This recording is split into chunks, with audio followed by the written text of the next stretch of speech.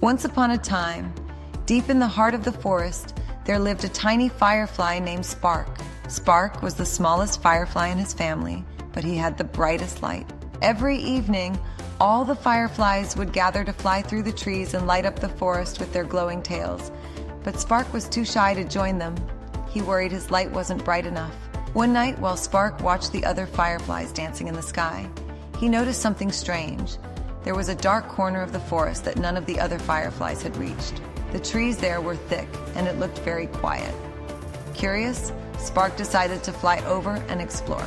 As Spark floated into the shadowy part of the forest, he found a group of animals huddled together, an owl, a rabbit, and a deer. They all looked worried. "Why are you sitting here in the dark?" Spark asked. The owl turned to him and said, "The moon is hidden tonight, and we can't see the path to the clearing. We're afraid we'll get lost." Spark thought for a moment, then gathered his courage. "I'll help you," he said, his tiny light glowing brighter than ever. He flew in front of them, lighting the way with his soft, steady glow. One by one, the animals followed Spark as he guided them safely through the trees. When they reached the clearing, the owl hooted in delight.